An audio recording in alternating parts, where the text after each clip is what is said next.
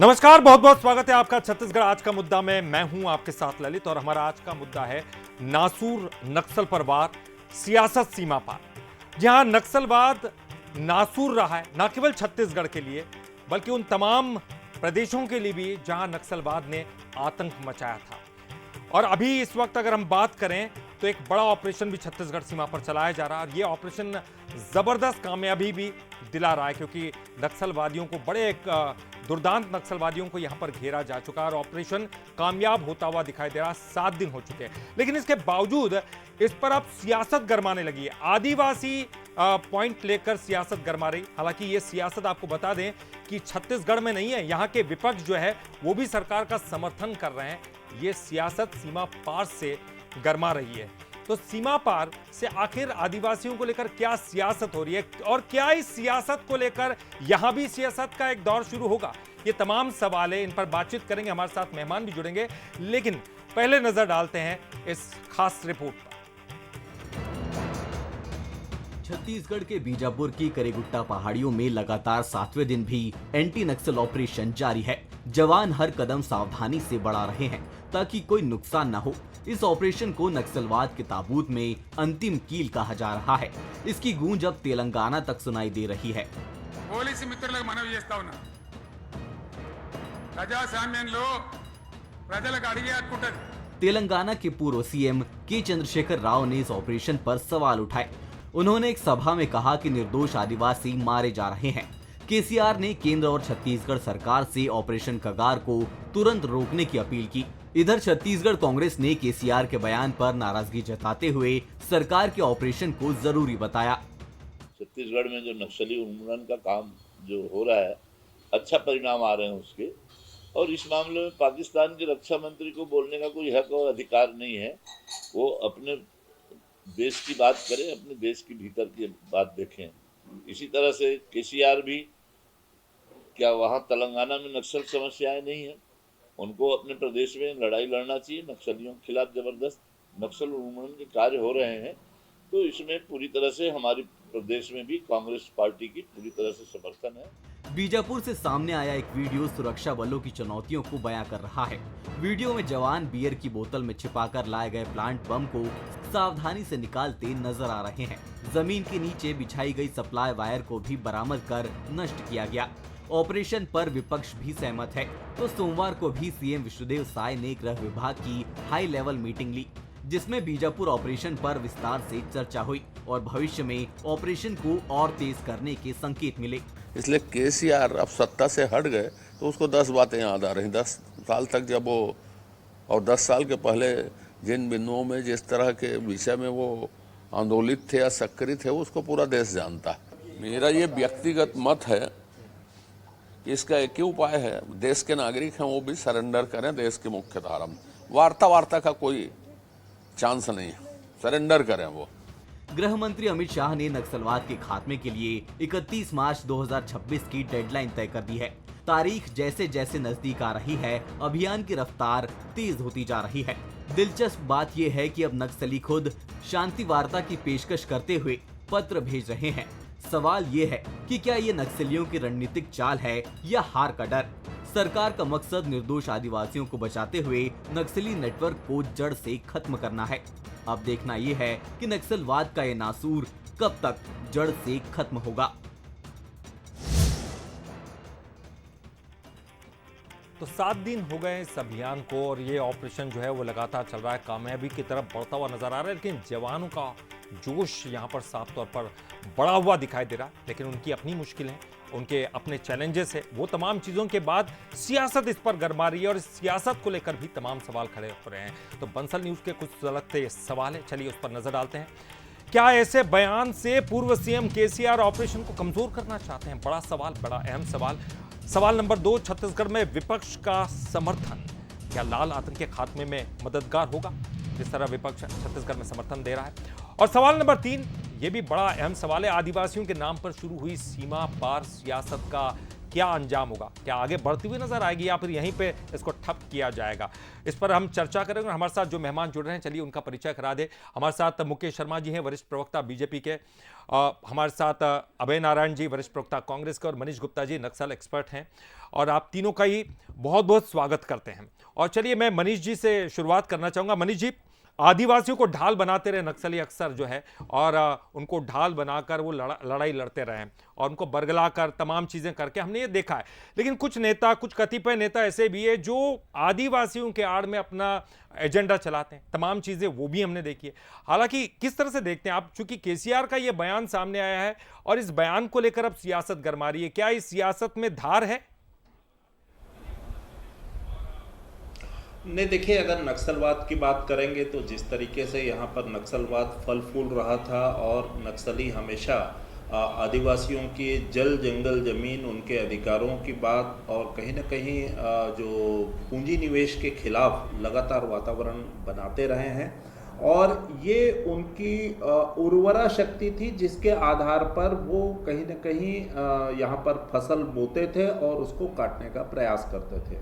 लेकिन अब परिस्थितियां बदल गई हैं। जिस तरीके से 2024 में सरकार बदलने के बाद जो सरकार ने नक्सल उन्मूलन की दिशा में आक्रामक रणनीति अख्तियार की और जिस तरीके से नक्सली मारे गए बड़ी संख्या में, तो कहीं ना कहीं नक्सलियों को बैकफुट पर आना पड़ा।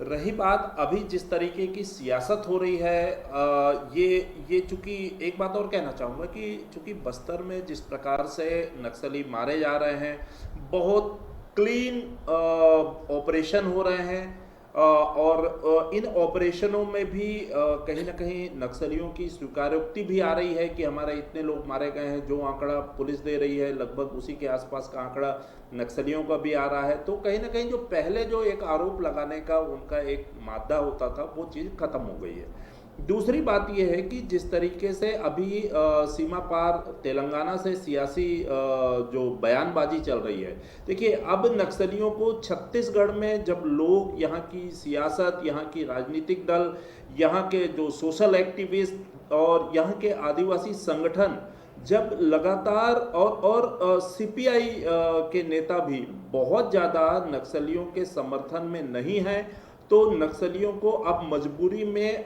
तेलंगाना का सहारा लेना पड़ रहा है। जैसे कि हम जानते हैं कि बस्तर में जो नक्सली सक्रिय हैं, उनमें से अधिकांश नक्सली और खासकर बड़े नेता वो तेलंगाना, आंध्र प्रदेश इलाके के हैं। इसलिए उनकी अपनी वहाँ पर जो पकड़ है, जो दबाव वो वहाँ के जनमानस पर डाल सकते हैं, वो छत्तीसगढ़ में नहीं डाल रहे हैं। तो अब लगातार हम देख रहे हैं कि वो वार्ता की बात कर रहे हैं। वार्ता को लेकर के एक नहीं, दो नहीं, तीन नहीं, चार उनके पत्र आ रहे हैं। तो कहीं ना कहीं उस पर भी रिस्पॉन्स नहीं मिल रहा है। तो उन्होंने आखिरी दांव खेला है, चूंकि वहां पर बस्तर आदिवासी इलाका है, यहां पर उनको समर्थन नहीं मिल रहा है। तो सीमा पार से जो है वो इस प्रकार से कहीं ना कहीं एक दबाव बनाने की कोशिश कर रहे हैं। मुझे लगता है इसमें भी उनको ज्यादा सफलता नहीं मिलेगी। आपने सही कहा कि इसमें उनको ज्यादा सफलता नहीं मिलेगी, क्योंकि जिस तरह से ये ऑपरेशन चल रहा है उसको लेकर तमाम बातें भी सामने आ रही है। मुकेश जी से मेरा सीधा सवाल है, मुकेश शर्मा जी, वरिष्ठ प्रवक्ता बीजेपी के। मुकेश जी, मेरा सीधा सवाल है कि क्या एक बड़ा ये जो ऑपरेशन चलाया जा रहा है उसमें निर्दोष आदिवासियों की जान जा रही, उनकी हत्या का प्रयास हो रहा है, ये एक बड़ा और संगीन आरोप जो है वो लगाया जा रहा है? देखिए, पिछले लगभग 7 दिनों से कर्रे गुट्टा इलाके में अभियान जारी है, जिसमें छत्तीसगढ़, तेलंगाना, महाराष्ट्र के एंटी नक्सल जो हमारे फोर्स हैं वो काम कर रहे हैं। और लगातार ऐसा लग रहा है कि अब जो है ये नक्सलवाद की आखिरी कील ठोकने का समय आ गया है और नक्सली बड़ी मात्रा में उस पहाड़ी में घिर चुके हैं। ऐसी स्थिति में जब उनको लग रहा है कि नक्सलवाद का सफाया पूरे तरीके से सफाया, हमारे चाहे मुख्यमंत्री हो या हमारे केंद्र के गृह मंत्री हो, उन्होंने संकल्प लिया है कि 31 मार्च 2026 तक पूरे नक्सलवाद को समाप्त कर दिया जाएगा इस देश के अंदर से। अब वो स्थिति दिख रही है। छत्तीसगढ़ के अंदर में भी नक्सली कमजोर हुए हैं। अब उनको लगने लगा है कि अब उनका अस्तित्व की लड़ाई बची है और आखिरी लड़ाई है लगभग खात्मे की ओर है। ऐसे समय में तेलंगाना के वो नेता जिनको तेलंगाना के लोगों ने नकार दिया, तेलंगाना के लोगों का विश्वास जिसने खो दिया, वो अपनी राजनीति करने के लिए इस प्रकार की बात कर रहे हैं। अन्यथा यहाँ के सभी दल, चाहे वो राजनीतिक दल हो, चाहे वो आदिवासी भाई हो, सभी वर्ग के लोग इस चीज के लिए तैयार हैं, इस चीज को मानते हैं कि यहाँ से नक्सलवाद का सफाया होना चाहिए ताकि मुख्य धारा में जुड़ सके, बस्तर में भी विकास हो सके। तो कहीं ना कहीं इनको अपनी राजनीति करने के लिए इस प्रकार की बात कर रहे हैं, अन्यथा ऐसी कोई बात नहीं है। जब से भारतीय जनता पार्टी की सरकार आई है तब से बड़े लगातार नक्सलवाद के खिलाफ काम चला है और लगभग 350 नक्सलियों को मारा गया है और सैकड़ों की संख्या में नक्सलियों ने यहाँ आत्मसमर्पण भी किया है। तो जब दिखने लगा है कि ऐसी स्थिति आ गई है तो इस प्रकार की बातें करके वो अपने आप को राजनीति में जिंदा रखने की बात कर रहे हैं। उनको किसी से हमदर्दी नहीं है। ये आपने सही कहा, क्योंकि वो जिस तरह की भाषा का इस्तेमाल कर रहे हैं, वो जिस तरह की बातें कर रहे हैं, क्या वो उनके लिए उपयुक्त हैं, इसलिए वो बात कर रहे हैं। ये तमाम चीजें हैं, लेकिन सबसे बड़ी बात है कि आप जो सरकार भी जो है विपक्ष की सराहना कर रही है, अभय नारायण जी, क्योंकि सरकार ये भी कह रही है कि यहाँ का जो विपक्ष है वो उनको समर्थन दे रहा है। और धीरेन्द्र साहू का हमने बयान भी सुना, वो भी ये साफ तौर पर कह रहे हैं कि यहाँ पर जो ऑपरेशन उससे वो संतुष्ट है, लेकिन सीमा पार से जो जिस तरह की सियासत हो रही है उनको नहीं करनी चाहिए। आपका इस पूरे मामले पर क्या कुछ कहना है? निश्चित रूप से जो बीजापुर और तेलंगाना के बॉर्डर पर पहाड़ के ऊपर जो हमारी 10,000 से ऊपर की फोर्स, उसमें एसपीओ, हमारे डीआरजी के जवान, हमारे बस्तर फाइटर के जवान, छत्तीसगढ़ पुलिस के जवान और छत्तीसगढ़ में डिप्यूट है इस नक्सल आंदोलन के, नक्सल सफाई के लिए, तो सारे लोग एक रणनीति बनाकर उस मोर्चे तक पहुंचे हैं। और केंद्रीय गृह मंत्री लगातार इस बात को कह रहे हैं, छत्तीसगढ़ आ रहे हैं और आकर कह रहे हैं कि 2026 में 25 मार्च तक ये समाप्त हो जाए। तो जो सेना के जवान जो काम कर रहे हैं, जो सफलता मिल रही है, उसको लेके हम लगातार सेना के जवानों को सलाम करते हैं, सरकार की इच्छा शक्ति को भी सलाम करते हैं कि आप इसको खत्म करना चाहते हैं। देखिए, लोकतंत्र में हिंसा का कोई स्थान नहीं। कांग्रेस लोकतंत्र में विश्वास करती है, संविधान में विश्वास करती है। आजादी की लड़ाई में भी महात्मा गांधी ने सबसे बड़ा हथियार कहा था, अहिंसा परमो धर्म। अहिंसा के रास्ते ही हम सत्ता हासिल करेंगे, अंग्रेजों को भगाएंगे। नरम दल, गरम दल, वार करने वाले दल उस लड़ाई में भी कांग्रेस में थे, जो चाहते थे कि नहीं, इनको मार के भगाया जाए। उसी तरह नक्सलवाद सशस्त्र क्रांति करके सत्ता में आना चाहता है, ये उसकी अपनी विचारधारा है। और हम कांग्रेस के लोग लोकतंत्र को मानने वाले, जो जितने राजनीतिक दल चुनाव लड़के, चुनाव के सहारे जनता के वोटों से हम सत्ता दिलाना चाहते हैं। जो लोग भी लड़ाई को लड़ रहे हैं वो लोग भारत के ही लोग हैं, वो लोग छत्तीसगढ़ के ही लोग हैं। और नक्सलवाद में हिंसा के रास्ते चलने के कारण हम उनके खिलाफ हैं। अगर नक्सलवाद में वो लोकतंत्र के रास्ते रहते तो आए, बातचीत करें, चुनाव लड़ें, चुनाव के माध्यम से अपनी बात करें, जनता को राहत पहुंचाएं। जहां तक सीमा पार की राजनीति की बात है, कांग्रेस की सरकार है, कांग्रेस की सरकार तेलंगाना में, जो केंद्रीय गृह मंत्री ने सभी राज्यों को, उड़ीसा को, तेलंगाना को, महाराष्ट्र को, मध्य प्रदेश को, जो भी सीमावर्ती राज्य छत्तीसगढ़ के, सबको एक लेके ये प्लान बनाया है। उस प्लान के तहत हमारा कांग्रेस का शासन भी उसमें शामिल है। मुख्यमंत्री जी कोई बयान इसके खिलाफ या इसके विपक्ष में नहीं दे रहे हैं। लेकिन अगर वहां की विपक्षी पार्टी कोई चीज बोल रही है और अगर वो ये चाहते हैं कि कोई भी निर्दोष आदिवासी न मारा जाए, तो बयान से विचलित होने की आवश्यकता नहीं है, नहीं मारा जाना चाहिए। छत्तीसगढ़ में भी हम कहते हैं कि गोली चले तो उनको लगे जिनको लगना चाहिए, गोली चले ही ना और चले तो निर्दोष को ना लगे। छत्तीसगढ़ में बहुत निर्दोष मारे गए। ठीक है मनीष जी, एक सवाल मेरा ये भी है कि नक्सलियों के सीसी मेंबर्स में हम जो देख रहे हैं कि आंध्र प्रदेश और तेलंगाना के ज्यादा लोग हैं, वो सदस्य ज्यादा है, और ये इस वक्त ऑपरेशन में घिरे हुए भी है।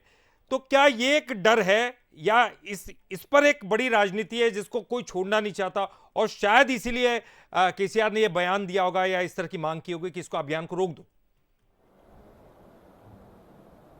देखिए ललित जी, जो अभी आपने सीसी मेंबर और एसजेडसी जो मेंबरों की बात की, जो उनके आला नेता हैं नक्सलियों के, वो कहीं ना कहीं अगर हम देखें तो जो बचे हैं या जो पहले भी थे, उनमें अधिकांश 80-90% लोग जो है वो तेलंगाना आंध्र प्रदेश के हैं। लेकिन क्या कारण है कि तेलंगाना आंध्र प्रदेश के नेता होने के बावजूद वो अपने इलाके में हिंसा नहीं कर रहे हैं और छत्तीसगढ़ में आके हिंसा कर रहे हैं, पड़ोसी उड़ीसा में हिंसा कर रहे हैं या कहीं ना कहीं महाराष्ट्र में हिंसा कर रहे हैं? तो इसकी रणनीति समझनी पड़ेगी। बार बार ये आरोप भी लगते आए हैं कि इन जो टॉप के नक्सली नेता हैं उनका कहीं ना कहीं वहाँ की जो सरकार से या वहाँ की जो फोर्स है उनसे कहीं ना कहीं एक म्यूचुअल अंडरस्टैंडिंग है, जिसकी वजह से हिंसा जो है वो दूसरे राज्यों में हो रहे हैं, वो कर रहे हैं और वो शरण वहां पर ले रहे हैं। दरअसल अभी जो कोरेगुट्टा की जो घटना है, जिस प्रकार से वहां पिछले 7 दिनों से हमारे सुरक्षा बल के जवान जो है उस पूरी पहाड़ी को घेरे हुए हैं, बहुत बड़ी पहाड़ी है, लगभग 70-80 स्क्वायर किलोमीटर का क्षेत्रफल है, एकदम खड़ी पहाड़ी है। और अगर पहाड़ी की ही बात करेंगे तो झारखंड में भी बूढ़ा पहाड़ था जिसमें वर्षों से नक्सली काबिज थे और आखिरी में सीआरपीएफ ने उसको वहां से नक्सलियों को मार करके उस पहाड़ को नक्सल मुक्त किया। कमोबेश वही स्थिति पुलिस और इंटेलिजेंस के अधिकारियों को है कि यहाँ पर बड़ी संख्या में नक्सली छिपे हुए हैं, जिसकी वजह से हम यहाँ पर ऐसा प्रेशर क्रिएट करें, या तो नक्सली सरेंडर करें या मुठभेड़ का सामना करें या वो नक्सली वापस तेलंगाना की ओर भाग जाए, क्योंकि उसका जो एक रास्ता कहीं ना कहीं तेलंगाना में से जाकर के मिलता है और वो उनका सेफ साइड है और वो जो है सुरक्षित रास्ता माना जाता है, जिसकी वजह से अब ऐसे हालात बनने लगे हैं कि यहाँ के जो नक्सली कहीं ना कहीं जो पीस जो वे जो है उसके लिए जो है वो तेलंगाना की ओर जाता है। लेकिन तेलंगाना की सरकार भी हिंसा नहीं चाहती, लेकिन जिस तरह के हालात बने हैं कहीं ना कहीं उनको भी अब इस बात की चिंता सताने लगी है कि अगर वो हमारे यहाँ आए तो कहीं ये हिंसा का तांडव हमारे ये बड़ा सवाल आपने ये बड़ा यही कारण है कि सियासी गुटबाजी शुरू हो गई है। तो सियासी गुटबाजी यहाँ पर शुरू हो रही है कि कहीं तेलंगाना में अभी तक तो वो शांति के लिए वहां जाते हैं और वहां पर शरण ले लेते हैं, लेकिन कहीं ऐसा ना हो कि अगर छत्तीसगढ़ में मजबूती हो और मजबूती के साथ रोका जाए तो कहीं ऐसा ना हो फिर अपना पूरा गुस्सा जो है तेलंगाना में दिखाए, और इसलिए ये तमाम चीजें दिखाई दे रही है। लेकिन बड़ा सवाल मुकेश जी ये भी है, क्योंकि ये एक बड़ा सवाल है कि यहां से उठकर फिर दूसरी जगह पर जाएंगे, दूसरी जगह से उठकर तीसरी, अभी क्या राज्यों का समन्वयन ठीक है क्या? आपको लगता है, आपको दिखाई दे रहा है? और 7 दिन का एक लंबा समय होता है, कहीं ऐसा ना हो कि इन 7 दिनों में और आगे और बढ़ती चली जाए और इन दिनों में वो ऐसा कोई सेफ कॉरिडोर बना के दूसरे राज्यों की शरण ले ले? देखिए, तो कर्रे गुट्टा जो जगह है जहां पे ये मुठभेड़ जारी है, वो क्षेत्र इतना दुर्गम है, जंगली एरिया है और दुर्गम है। 42 से 44 डिग्री टेम्परेचर में हमारे फोर्स यहाँ पे लगे हुए हैं, फिर उसमें तेलंगाना के भी हैं, महाराष्ट्र के भी हैं और छत्तीसगढ़ के भी हैं। ऐसे में फोर्स के मनोबल को कम करने का काम इस तरीके से यदि ये नेता करते हैं तो कहीं ना कहीं उनको ये सिंपैथी क्यों है ये भी बताना चाहिए। और कहीं ना कहीं यदि फोर्स इस अभियान में लगे हैं और हमारी नीति स्पष्ट है, भारतीय जनता पार्टी की नीति स्पष्ट है कि हम खून खराबा नहीं चाहते हैं। आप आइए, मुख्य धारा में आइए, उनको कहना चाहिए कि आइए आप जो है सरेंडर करिए। सैकड़ों नक्सलियों ने किया है, आप भी आइए सरेंडर करिए। तो कहीं यदि आप वहां से गोली चलाएंगे, बंदूक चलाएंगे और फिर सरकार से कहेंगे कि आप ये बंद कर दें, ये बंदूक चलाना बंद कर दें, तो ये तो उचित नहीं होगा। और भारतीय जनता पार्टी की सरकार संवेदनशील है। संवेदनशील सरकार होने के नाते हम कहीं भी किसी की हत्या हो, खून खराबा हो, ये नहीं चाहते हैं। लेकिन एक तरफा नहीं हो सकता है, वो लगातार खून खराबे और मुठभेड़ कर रहे हैं और दूसरी तरफ ये बात कर रहे हैं। तो ये केसीआर जी को खुद भी समझना चाहिए कि ये कितना पुराना है। लगातार नक्सलियों के द्वारा तांडव मचाए गए हैं, फिर वो छत्तीसगढ़ हो, तेलंगाना हो, महाराष्ट्र हो, सभी जगह में। अब जब मौका आया है कि छत्तीसगढ़ के अंदर में ये नक्सलियों का सफाया वाला काम चल रहा है, ऐसे टाइम में इस प्रकार का बयान देना उचित नहीं है। तो उसमें राजनीति करना उचित नहीं है। सरकार सभी चीजों को समझती है और सरकार के ऊपर में जनता का भी विश्वास है। इसलिए ये जो अभियान चल रहा है, ये अभियान को पूरा होते तक इस प्रकार का कोई भी स्टेटमेंट किसी की तरफ से आना उचित नहीं है। बिल्कुल, इस पर राजनीति नहीं होनी चाहिए और बहुत महत्वपूर्ण बात आपने कही है। लेकिन अभय नारायण जी, मनीष जी भी उनका भी एक ये सवाल था, उनका भी ये कहना था कि ये किस तरह से जो इंटर राज्य की अगर हम बात कर रहे हैं तो यहाँ से वो तेलंगाना की ओर भाग जाते हैं, वहाँ जाकर वो शांति की बात करते हैं, लेकिन फिर वो यहाँ आकर उत्पात तो मचाते छत्तीसगढ़ में, महाराष्ट्र में मचाते हैं, लेकिन तेलंगाना में नहीं मचाते। आपको लगता है कि ये राजनीति केवल उसी के इर्द गिर्द घूमती हुई नजर आ रही है? तेलंगाना में कुछ वो बड़ा कांड न कर दें, इसलिए शायद अब वहां आपकी सरकार, तो सरकार की तरफ से भी कोशिशें लगातार हो रही है, लेकिन इसको आप किस तरह से देखते हैं? देखिए, निश्चित रूप से ये तेलंगाना या छत्तीसगढ़ की बात नहीं, पूरे देश से नक्सल खात्मे की बात है। अगर छत्तीसगढ़ में खात्मा हो रहा है तो तेलंगाना में भी खात्मा होगा, आंध्रा में भी खात्मा होगा। ये लक्ष्य केंद्र सरकार ने लिया है और केंद्र सरकार ने सभी सीमावर्ती राज्यों को, छत्तीसगढ़ सहित सभी राज्यों को एक करके प्लान बना के इस काम को कर रही है। अब जहां पे विपक्षी पार्टियां इसके खिलाफ बयान दे रही हैं, वो बयान दे रही है तो कोई कारण, ठोस सबूत या कोई ठोस कारण पेश करना चाहिए। ये कहना जरूर ठीक है कि निर्दोष आदिवासी मारा नहीं जाए, इसका ध्यान सेना भी रखेगी, सरकारें भी रखेगी, और अगर केसीआर के पास कोई सबूत हो तो उसको देना चाहिए, सामने लाना चाहिए। लेकिन जो लक्ष्य है, जो हमारी सेना पहुंच चुकी है, जहां हमारे जवान पहुंच चुके हैं, उनका मनोबल तोड़ने का काम किसी को अधिकार नहीं है कि वो करे। तो हम छत्तीसगढ़ की तरफ से हमारा तो यही कहना है, हम बार बार कह रहे हैं कि भारतीय जनता पार्टी की सरकार, ठीक है सर, जो ये केंद्र सरकार योजना बनाकर सेनाओं को साथ लेकर काम कर रही है, हम उसमें तो बिल्कुल है कि कोई भी हिंसा नहीं होनी चाहिए, हिंसा का आंदोलन नहीं होना चाहिए और संविधान को चुनौती देने वाला काम नहीं होना चाहिए। ठीक है, हिंसा नहीं होना चाहिए, आप ये कह रहे हैं। बिना हिंसा के इस पूरी जो चूंकि नक्सलवाद, इसका सफाया करना जरूरी है, लेकिन मनीष जी क्या ऐसा पॉसिबल है बिना हिंसा के? ये क्योंकि बार बार ये कहा जाता है कि एक बड़ी विचारधारा, कुछ लोग ये कहते हैं कि आप समूल नष्ट नहीं कर सकते और 10 को मारोगे 50 जन्म ले लेंगे, 50 को मारोगे 100 जन्म ले लेंगे। इस विचारधारा को कैसे खत्म हो जाए? क्या हम कह सकते कि ये जो ऑपरेशन है वो नक्सलवाद के ताबूत में आखिरी कील है, या इसके बाद भी हमें बहुत कुछ करना होगा? देखिए ललित जी, जो अभी आपने कहा कि विचारधारा की लड़ाई है, निश्चित रूप से देखिए सरकार जो लड़ रही है वो कहीं ना कहीं उन लोगों से लड़ रही है, उन सिद्धांतों से लड़ रही है जो संविधान विरोधी हैं। उनका कहना है कि हम संविधान को नहीं मानते, हम देश में लोकतांत्रिक व्यवस्था को नहीं मानते, हम जो है बंदूक के दम पर सत्ता हासिल करना चाहते हैं। सरकार इस बात का विरोध कर रही है। देखिए विचारधारा, बहुत सारी विचारधारा है इस देश में, लोग विचारधारा में अडिग रहे हैं और विचारधारा के आधार पर जनता के पास जाएं और जनता से जनमत संग्रह कराएं, चुनाव के द्वारा जो है चुन करके आए। अगर जनता उनको एक्सेप्ट करेगी तो वो संसद या विधानसभाओं में बैठ करके अपनी बातों को रख सकते हैं। एक बात मैं और कहना चाहूंगा, देखिए आज जो अभी आपने कहा कि तेलंगाना से ये बात क्यों उठी है, मैं बहुत गंभीरता से एक बात कहना चाहता हूं कि नक्सलियों ने अभी जो 4 पत्र जारी किए वार्ता के लिए, ऐसे ही उन्होंने बहुत सारे जनप्रतिनिधि, बहुत सारे सोशल एक्टिविस्ट, इन सारे लोगों को पत्र जारी किया है।